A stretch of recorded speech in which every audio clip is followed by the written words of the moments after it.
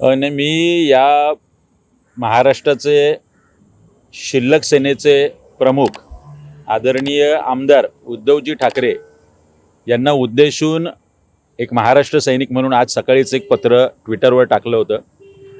त्या पत्राचा मजकूर असा होता की आपल्या संपूर्ण राजकीय आयुष्यात कधी भूमिका न बदललेले आदरणीय उद्धवजी ठाकरे यांचा दुधाने अभिषेक करण्यासाठी वेळ मिळावा या विषयाचं या आशयाचं पत्र आज आम्ही ट्विटरवर टाकलं। जेव्हापासून उद्धवजी ठाकरे यांनी शिवसेना या पक्षाची धुरा सांभाळली, अर्थात आता तो पक्ष उभाटा या नावाने ओळखला जातो, तेव्हापासून त्यांच्या राजकीय भूमिकेत कधीही बदल झालेला नाही हे उभ्या अख्ख्या महाराष्ट्राने पाहिले।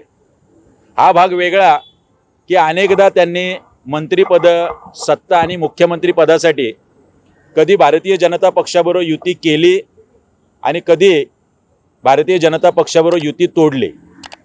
एवढंच नव्हे तर मुख्यमंत्री पदासाठी चक्क ज्या आदरणीय बाळासाहेबांनी काँग्रेसचा विरोध म्हणून शिवसेनेची स्थापना केली ते वाक्यसुद्धा बाजूला ठेवून मुख्यमंत्रीपद मिळावं म्हणून शिवसेना आणि काँग्रेस आणि राष्ट्रवादी अशी युती करून या महाराष्ट्रामध्ये उद्धवजी ठाकरे यांनी मुख्यमंत्रीपद मिळवलं।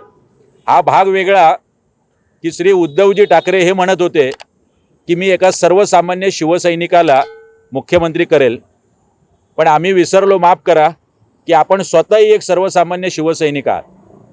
तेव्हा असा एक सच्चा, प्रामाणिक, तत्वनिष्ठ, कधी राजकीय भूमिका न बदलणारा, कुठलेही स्वार्थी मतलबी राजकारण न करणारे असे श्री उद्धवजी ठाकरे यांचा एक कृतज्ञता म्हणून आणि महाराष्ट्रावर त्यांचं ऋण आहे हे लक्षात घेऊन महाराष्ट्राच्या वतीने आम्हाला आपला दुधाने अभिषेक करायचा आहे, यासाठी आपली वेळ मिळावी म्हणून आज उद्धवजी ठाकरे यांना मनसे नवी मुंबईकडून प्रातिनिधिक स्वरूपात आम्ही पत्र पाठवलेलं आहे।